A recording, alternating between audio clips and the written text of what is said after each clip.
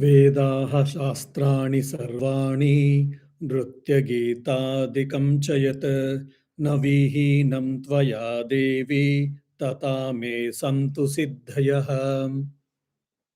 The Vedas, scriptures, dance, singing, all are possible to get by your grace, O Divine Mother Saraswati. Please shower your blessings on me. Om, peace, peace, peace. Dear devotees, today, as you all know, there was some issue, so I have given a new link for the today's lecture. So the old link is not not usable.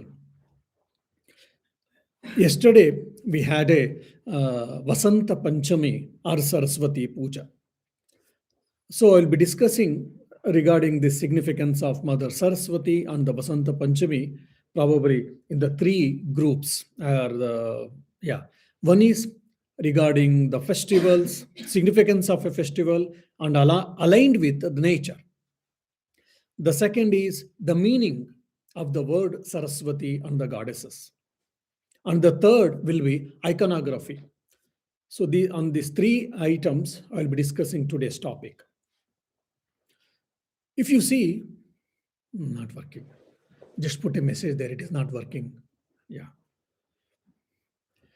If you see the nature in Europe, especially in the Europe, USA, we have got at least 4 seasons, like summer, autumn or fall, then winter, then spring. Interestingly, and in India, the seasons has been divided into 6 seasons. And the Sanskrit word for seasons called Rutu. So 6 seasons. What are the? One is Grishma Rutu. Grishma Rutu means it is a summer. And Varsha Rutu. Varsha Rutu means rainy season or a monsoon season. Sharad Rutu. Sharad Rutu is autumn. Then Hemanta Rutu. Hemanta Rutu is like early winter. Then Shishira Rutu. Now at present Shishira Rutu is going on. That is winter, peak winter. Then the next will be Vasanta Rutu, that is spring. So in India, the entire year, 12 months, has been divided into 6 seasons. And the seasons are called Rutu. So now, actually, if you see from the Hindu calendar, we are in the Shishira Rutu. January, February is considered Shishira Rutu, that is the peak winter. Then March, April is called Vasanta Rutu actually. But we are celebrating Vasanta Panchami. Why is it? Actually, it should be Shishira Panchami. Because the Panchami, the 5th day, that was yesterday, we are celebrating in the Shishira Rutu. It is to be supposed to be Shishira Panchami. Why it is called Vasanta Panchami? Why? Because the Vasanta, it is symbolizes the spring season. So winter is over, spring season starts, then the flower blooms. So the activity starts and the daylight gets increased. Because of that, people feel happy. So from today onwards, in the 40 days, from the Indian weather context I'm speaking, from today onwards, in the 40 days, we get a spring season. So people are waiting for spring season. So from that angle, so today, though it's supposed to be Shishira Panchami, our forefathers have called as Vasanta Panchami. Panchami means 5th day, that's all. So basically, this Vasanta Panchami is a celebration of a festival that spring is going to be arrived. So arrival of spring has been celebrated through this Vasanta Panchami. And what happens? Spring comes, as I told you, the cold reduces, the daylight increases, the sunlight gets better. Then we see everywhere the nature is laughing with its blossoms. And interestingly, the east part of India and the east part and west part, more or less, west or north part of India also, wherever mustard seeds they grow. So in the spring season, or this is the time where slowly it blossom. It blossom and everywhere you will see the yellow flowers. So that is the reason during the Saraswati Puja, the people wear yellow color clothes, maybe sari or maybe dhoti and kurta and others. Yellow. Why? Because they see mustard seed flowers, which is in yellow color, which will be in a great fields. Now, this spring also in the philosophers in the Vedic text, we see that this spring season brings joy. It breaks the monotonous life and it brings some change in human being as well as in the nature in the dignified way or in the cultured way. Okay. Now, one more interesting point is there are four types of Navaratris. Nava means nine, Ratris means night, 9 nights. 9 nights includes 9 days also. So if you know, if Dasara, Durga Puja, so it is quite famous Navaratri, we all know that. That one Navaratri we know, which comes in mid-September or mid-October, in between mid-September and mid-October. And that's the one Navaratri, we all know that. But in total, we have got four Navaratris. The first Navaratri is called Shamala Navaratri or Magha Navaratri. Because this month name, and the name of the month is Magha, so that's why it is called the Navaratri, type of Navaratri is considered as Magha Navaratri or Shamala Navaratri, which comes in January, end of the January or the beginning of the February. That is the Shamala Navaratri. And the second Navaratri comes in the March, April, Vasanta Navaratri or Chaitra Navaratri. You see, that is actually Vasanta Rutu then. So they are using the Vasanta only, Vasanta Navaratri or Chaitra Navaratri. And this was the original Navaratri where they used to worship Divine Mother for 9 days. And this Navaratri time, even Rama is born. So on the Navami day, on the 9th day, Rama was born. So in the Chaitra Navaratri time, we worship also Rama's birthday. And this was the original Navaratri where our forefathers used to worship Divine Mother, this Navaratri. And the third Navaratri comes, Varahi Navaratri. It is in our Ashada Navaratri, they say. It is nothing but like last part of May or June sometimes. Very rarely it comes at the beginning of July. June, July we can think. That is called Ashada Navaratri or Varahi Navaratri basically. And one more Navaratri is a standard one which is very famous, Sharan Navaratri. Because it comes in Sharad Rutu. It is the name, the season name is called Sharad. In the Sharad Rutu, that is beginning of the winter. Monsoon is over in India and the beginning of the winter. That time Navaratri has been celebrated. Because Rama celebrated and Rama was victorious. As a result, this Sharan Navaratri started and it became famous. And this Chaitra Navaratri or Vasanta Navaratri went little back. Okay, the Divine Mother Saraswati's birthday, some of the scriptures like Puranas, they consider today is the day. I mean, today means yesterday. Vasanta Panchami day, Mother manifested. I mean, Mother born, we cannot say that because, then she also has got birthday. But basically, she manifested. She was manifested on this particular day. That is why it is worshipped her as her birthday. That is Vasanta Panchami. And in a southern part of India, it is called Saraswati Puja or Sri Panchami. And in North India, East India, and all, it is called Vasanta Panchami. And interestingly, in the Jaina tradition, Jainism, it is called Gyan Panchami. Means the Panchami which is connected with the knowledge. Knowledge here is Divine Mother. And in the western part of India, quite interestingly, western part of India, including Pakistan, there they worship Kite Festival. Kite Festival, so a lot of people, they wear new clothes, they go out and they play with the Kite Festival. It is also a Kite Festival. In some regions, it is also considered as Harvest Festival. And in Nepal, Indonesia, Bali, all these places, this Vasanta Panchami is celebrated. And in the Indonesia and Bali and all, it is called Hari Raya Saraswati. That's the local name. So basically, it is a mother's worship. And interestingly, in whole of India, this is the time, the Vasanta Panchami time, they worship Divine Mother. And in the institutions, especially educational institutions, they do community worship of Divine Mother Saraswati, and all they pray that, "Oh Mother, please bless us so that we shall have a good education." And the children, when maybe 2 or 3 or 4 years children, for Vidyaramba, beginning of education is done as a part of culture and faith on this Vasanta Panchami. So this is roughly with the culture and especially with the what you say, the nature. So earlier days, people were very much aligned to the nature because they were very quite interested in the movements of sun, in the movement of moon, stars, planets, and all. So because movement of sun brings a great change in the atmosphere, so based on that, they had different type of festivals. And also probably it was also a token of gratitude and respect shown by acknowledging from the people.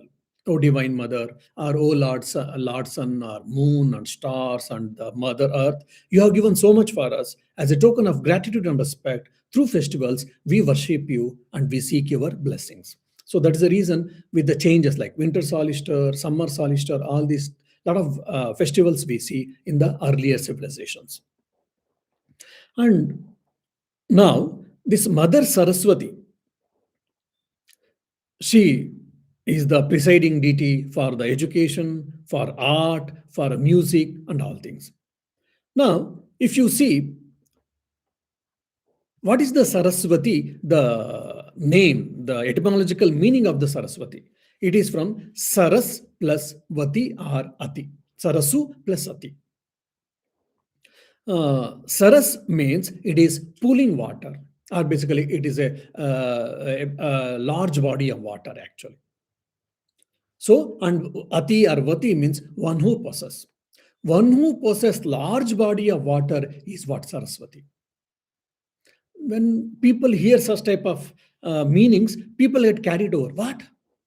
I thought Saraswati means she's grand, she's divine, she's mother goddesses of learning, divine consort of Brahma and all. She's just a large pool of water. So here we have to be very careful while taking this meaning. Why she is considered as large pool of water, whatever. Now, if you see in the early part of Rig Veda, Saraswati river is one of the important river which has created the civilization. So in the Rig Veda, we can see very clearly they started admiring Saraswati as a presiding deity, mother goddesses of the river water, of a particular river, which is also called as Saraswati. She is the presiding deity of Saraswati, presiding deity of the Saraswati river. So that presiding deity is a cosmic force who is responsible for this river.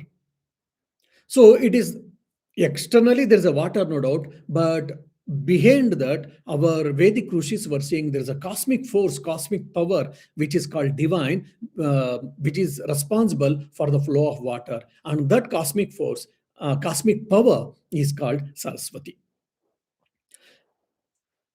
And in the Atharva Veda, interestingly, she is also considered as healer and giver of life. But in the Rig Veda itself, when we go a little more in the Brahmanas, Aranyakas, and all, she is not only the presiding deity of a river where the civilization has started and the earlier civilization has been flourished in the India. And not only that, if you see in any civilization, most of the earlier civilizations have been flourished on the bank of the rivers. Now here, in the later part of the Rig Veda, they say that, the commentators say that here, Saraswati means she possesses the large pool of water, means this water represents consciousness. And to experience that consciousness, knowledge is the key. And what is the greatest obstacle? Ignorance. Ignorance is the greatest obstacle, and knowledge is the key to uncover it, to possess it. And she is the presiding deity. She is the presiding deity, or she is the power of that key, that is knowledge. That's why she's been worshipped as Vidya Dayini. So by worshipping her and by praying to her, we will receive the knowledge, and we can remove the ignorance, the greatest obstacle to experience the consciousness. And in Rigveda, Brahmana itself, they says that which purifies. That which purifies means what? Knowledge is the best purifier. Nahi gnanena sadusham pavitram iha vidyate. In Bhagavad Gita we say there is nothing, no equal purifier other than the gnana, other than the knowledge. So knowledge can be the best purifier for us, and she is representing, symbolized as the embodiment of knowledge. And in the Shatapatha Brahmana, one of the earlier Vedic texts, there one of the Rishi tells beautifully, just like all the rivers meet in the ocean, so all the sciences, all the various branches of knowledge meet in the unite in the Vak, that is Saraswati. Just like all the rivers meet in the ocean, so similarly, all the branches of knowledge meet or unite in the Vak, and she is the Vak Devata means she is the presiding deity of the Vak, that is speech. And if you ask me in the simple language, Saraswati means the flowing one, that is the flowing consciousness. And in some of the Puranas, I mean, mythological literature, she is connected with the fertility and also the purification. And in one of the Purana again, it says that she is the primordial power by which, like for an example, when we build a house or when we build a dam, when we do a project, we have to study and we have to have a clear thought, and our ideas has to be put into paper properly before the execution. So, but for that we need to have a clarity of thought, and the power of creation. For that, clarity of thought is required, and the power of creation, it is a power, creation power is required, and she resembles, or she represents that. That is the clarity of thought, power of thinking, and also the power of creation. Creative power is been represented by Mother Saraswati. And in the later Puranas and the Vedic literature also possibly, Saraswati represents the Medha. Dhi or Medha means it is an intuition. It is not intelligence, it is intuition. So by praying to Mother Saraswati, we get intuition. Now, for an example, when we read Upanishads, there are so many very deep insights. Like in the Shvetashvatara Upanishad, we see Shunvantu Vishve Amrutasya Putraha Ayedamani Divyani Tastuhu Vedahametam Purusham Mahantam Aditya Varnam Tamasa Parastat. Oh, son of oh, please listen, you are all son of immortal bliss. Now, how did that Rishi experience that every one of us, we are the son of immortal bliss, not we are the sinners? We are not limited. We are unlimited. We have got a tremendous power, tremendous possibilities, and we are that self, son of immortal bliss, because of the power of intuition. And the microcosmos and macrocosmos, whatever the entire universe has been made up of, with the same material, even the individual being is also made up of. And there is no essential difference between individual self and supreme self. All such great insights, great experiences has been given by our rishis. How did they get all of them? They got all of them because of this Medha Shakti or Dhi Shakti. And she is the embodiment of personification of that Dhi Shakti, that is the power of intuition. And if you see, interestingly, I mean, in the Vedas, the whole world, how has been created from the two elements, from three elements, or from five elements, all these things has been very beautifully discussed. And one more thing is told that the whole world, in the Spotayana Vada, the whole world has been created by the sound. The first manifestation is what? The sound. And the sound, the primordial sound, is represented by Omkara. And from the sound, Akashad Vayu, from the sound, then the touch has come. So like this, one after another, subtle elements they speak. And the whole world has been created by this sound, primordial sound, they say. And if you see in the gospel, interestingly, Jesus say that the whole world was created by the word. God created word, and word, from word, world has come. Again, the word is what? There, Shabda. So all these great insights, deep insights, how did they get? Because of Dhi Shakti and Medha Shakti. And Mother Saraswati, she is the embodiment or personification of that, or she is the bestower of this Medha Shakti, intuition. And in our mythological literature, she is called Ayonije. or Ayonija. Ayonija means she is not born from any womb, rather, she is self manifested. She has manifested by herself. Many times people say, if we are created by God, like I am created by my parent, then from their parents, finally we go and end with the God. Okay, who created God? If you ask, they say, I mean, we don't have an answer. But then clearly all the scriptures say that there is no one required for them to be created. They were self-created because out of their own power. And Mother Saraswati is also Ayonija or Ayonije. That is, she is self-manifested. She has not come out from anyone's womb. And one more interestingly, Kaviratna Kalidasa. Kalidasa was a great poet in India, and he was a very dull-headed fellow, interestingly. So there was a prince. I have forgotten the princess name. She was quite intelligent lady, and she was quite well learned in those days.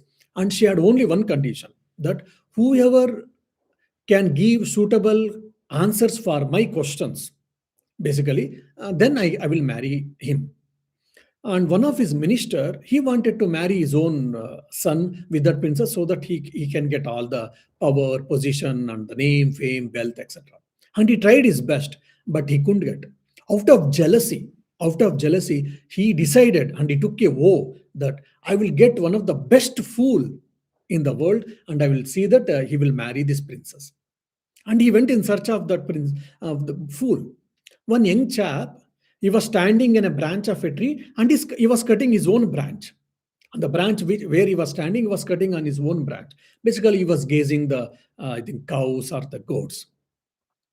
By seeing that, he thought, I think he's one of the best fools, I mean, he's the best fool among the fools. Then he came, I mean, he approached him and he said, look, I'm going to take you to palace and all, will you come? This fellow asked, why are you going to take me to palace? He said, you have got a lot of food, lot of fruits, sweets, and a beautiful woman and all these things.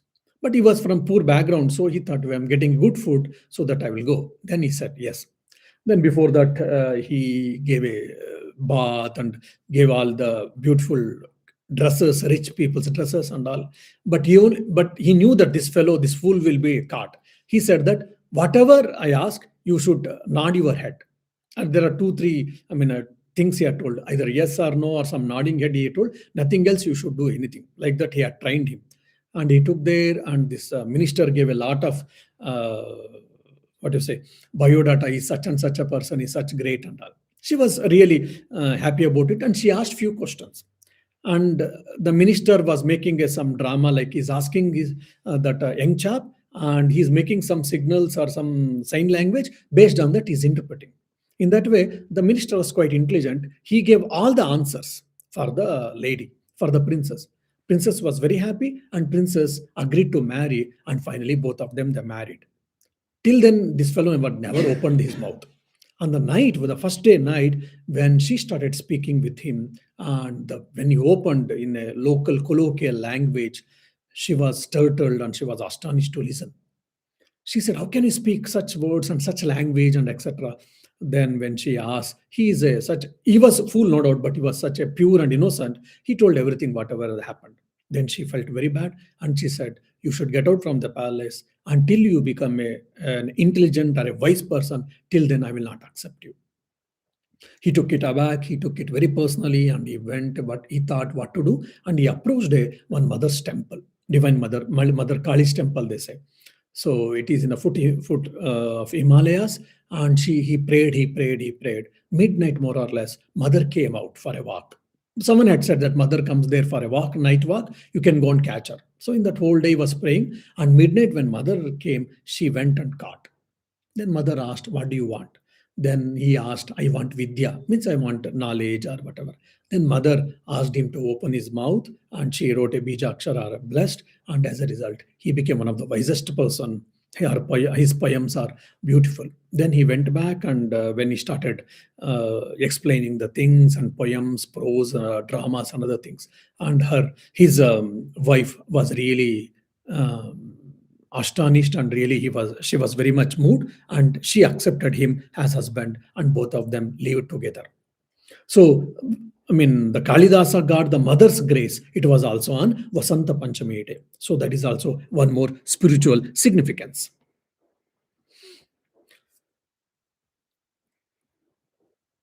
And one more thing is been told now, like Brahma's spiritual concert is Saraswati. Now, Brahma, he has to create the world. To create the universe, he needs knowledge about the world, about the creation, and other things. For as example, if we have to do any project, we should have enough amount of knowledge. Without knowledge, we cannot create the project or we cannot do the project. Now, Brahma has been given a project from the Vishnu that you create the world. The task has been given. Now, Brahma has to create the world. For that, he needs a knowledge, and he was meditating. And Mother, Divine Mother, Saraswati is his spiritual concept. It is also nothing but she is the embodiment of knowledge, and that knowledge, whatever Brahma got, that has been personified in the form of Saraswati. That is also one more spiritual interpretation given in some of our literature. Now, interestingly, coming to iconography. Many times, Hindu gods and goddesses were mocked by many people without knowing the significance behind this. First and foremost, why do we need symbols? Or why do we need the form of God? Is it required very much? God without form can't we worship? And sometimes there are so many forms for gods and goddesses, it can be highly confusing. Why should we have it at all? If you ask, our forefathers were very well aware that without name and form, we cannot conceive an idea. For example, I say that, oh, it is so beautiful. Even if I say it has to be so beautiful, I need a word. I need words. Without words, I cannot express. And you say, when people listen, oh, it is so beautiful. When I say, they ask Swami, what do you mean that it is beautiful? What is that beautiful represent to what? Then say, oh, the nature, or the valley, or the river, or maybe a building. So basically, to express the knowledge, we need a name. And not only that, to conceive an idea, we need also form also. For an example, how much ever I say, especially this great problem comes in Vedanta, that you are that consciousness, I am that consciousness. Okay, what is its nature? Oh, it is Sat Chit Ananda, existence, consciousness, bliss absolute. Okay, where it is? It is everywhere. It is in you and it is everywhere. How it is? It is a subject, my dear. It is never the object. It doesn't have any form. When the Rishis say, when the Upanishads say, we get stuck there and we start imagining, okay, it is everywhere and it is everywhere. It doesn't have any form. When we start thinking about it, most of the time our mind goes blank. Or we start thinking that maybe a ray of light, or maybe a small candle light, like some light, or a light ball, or maybe a patch of blankness. So somehow our mind conceives, it is forced to think about the Brahman, though it doesn't have any form. When we say it thinks that, how much ever we are advanced. And then what to speak of youngsters, or what to speak of children? Children here means it is not of just age or of the body. It is a children means here it is one who is ignorant in the knowledge, or one who is ignorant in the religion, one who is ignorant in the spirituality. All are considered as children or kindergarten boys or girls. So for such people, with form is very much necessary. Through that, we can conceive the supreme self or the divinity. That is the reason we need forms. And God has given God or goddesses has got particular form. How do we know it? So one is, our saints and the prophets have experienced through meditation. They have experienced that God or goddesses in the particular form based on their narrations. So these things have been covered. One point. Second thing, the cosmic force or a deity represents a particular power which has been experienced. To put it in a common way where everyone can understand and express, so that this iconography has been put. Many times people ask, why God has got four hands, 6 hands, 8 hands in Hinduism? Just if you see whether they have got 4 or 6 or 8 or 12, keeping that aside, if you think it is only to express or to convey the idea that God is all powerful and God is more powerful than us. So that's where to express that idea, so it has been showed in a 4 hands, 6 hands, 8 hands, and etc. Now, more or less, there are different different forms of Mother Saraswati, the standard accepted is she is wearing the white sari, white cloth. So this white cloth again represents what? Wisdom, knowledge, and purity. Without purity, we can't get the knowledge. Paravidya, I'm speaking, the knowledge of the consciousness. I may be a scientist, I may be a Nobel laureate, but I may lead a immoral life.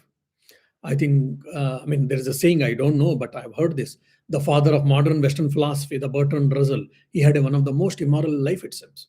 But still, he was. But when you come to the experience of the consciousness, without purity, absolute purity, we can't get the spiritual knowledge. And her white cloth represents that absolute purity, wisdom, and knowledge. And she also has got four hands, and in one hand she is playing the veena instrument, music instrument. Now this veena produces what? Sound. And the sound is what? It is the first manifestation of the entire world. And her husband is what? The Brahma. And Brahma is known for the god of creation. So that is the reason this Nadha or Bindu, from Nadha and Bindu, the whole world has been created. The Veena of the celestial Veena of the Mother, Divine Mother, represents this sound through which the whole entire creation has been created or has been manifested. And also this, her celestial Veena also represents the art and music. She is the mother, she is the presiding deity of the music and art. All art and music, everything has been represented by this one Veena. And if you see also, when we read Vedanta and all, the whole world is made up of permutation common 5 elements. And the 5 elements has come from 5 subtle elements. It is called tanmatras. And the first tanmatra is what? Shabda. And that is what been represented by the Veena. And the first element which has come from space, ether, and the ether has come from where? Shabda Tanmatra. And that is also has been represented by Veena in here. And after Veena, in one more hand, she is holding a book and rosary. So that book is represented as a personification or embodiment of the knowledge that is Vedas, or basically knowledge. Either it is a Paravidya or Aparavidya. Paravidya is what? The spiritual knowledge, that is Vedanta, or the highest knowledge, and the Aparavidya is what? The mundane knowledge, like science, maths, chemistry, biology, languages, arts, music, all these things. So the book represents Paravidya, Aparavidya, lower knowledge and higher knowledge. And rosary, she's having a spatika, generally spatika mala is being put. This rosary represents the spiritual wisdom. And and also her vehicle is what? Hamsa, swan. And swan is also quite interesting. According to the story, even Sri Ramakrishna also tells that swan has got a very interesting capacity. What is that? Now, for an example, there's a milk, and you pour the water and you dilute the milk. And if you give to any human being, we cannot separate the milk and the water. We have to boil, then the water gets evaporated. We may get condensed milk. But you mix the water with the milk, and if you give the mixed diluted milk for the swan has got that particular capacity. It only sucks, or it only takes the only milk, and it leaves away the water, it seems. So that it has got a special power. And that's why this hamsa, also the Sanskrit meaning hamsa, if you break it, it becomes aham saha. Aham saha. Aham saha means what? I am that. I am that means what? I am that consciousness. I am that Atman. I am that Brahman. So that swan is separating the water and milk means what? It is the power of discernment. Discernment between matter and the self, or matter and the consciousness. So that is the reason. Now imagine why only Hamsa has been given as the vehicle for the Saraswati. Why not any other animal, like maybe elephant, or maybe like a lion, or maybe like a tiger? Like lion has got a divine mother, Durga. Why not here? So our forefathers had well thought over. And in some places, it has been shown as peacock. In some, maybe in the scriptures, there the commentators say that the peacock represents the beautiful colors, and which represents the world and its glory. The whole world has been created by the primordial sound, and she is presiding. She is residing on this. Means what? She is the power behind the creation. That is the world. And I think in Tantra Shastras, some books, there are seven forms of. There are few others, but traditionally accepted, there are seven forms of Saraswati. That is Chintamani Saraswati, Jnana Saraswati, Neela Saraswati, Ghata Saraswati, Kini Saraswati, Antariksha Saraswati, Maha Saraswati, and all. This Neela Saraswati is worshipped a lot. And it is also like Mahavidya Tara and Neela Saraswati, both are more or less same. So in a different traditions, if you come in a Dashama Vidya tradition, or if you come in a Sri Vidya tradition, if you come in a Kali Kula, they say there are different traditions in the Shakta systems. So based on the traditions, they all worship this. So Neela Saraswati worship is quite famous in the northern part of India. The people who wants to have the power of knowledge and intelligence and the retaining power, memory power, and the Vak Shakti, they say, the power of speech, all of them, they worship Mother Neela Saraswati so that they can get all this power. And in some parts of Vedas, I mean, the later part of the Vedas, she's also considered as she is capable of giving the mukti, and she is also capable of giving a bhukti in the sense materialistic knowledge or the spiritual knowledge, whichever you want or whatever you want, you can give. She can give us. And art, music, drama, in anything, she is the bestower of all these talents. So we can, what do you say, we can worship Divine Mother in this form, and we can get the either materialistic benefits or the spiritual benefits. So may the Mother bless all of us so that we can get her blessings and we can receive the knowledge and we can put make use of this knowledge and live happiest life. Om Shanti Shanti Shanti. Hari Om Tat Sat.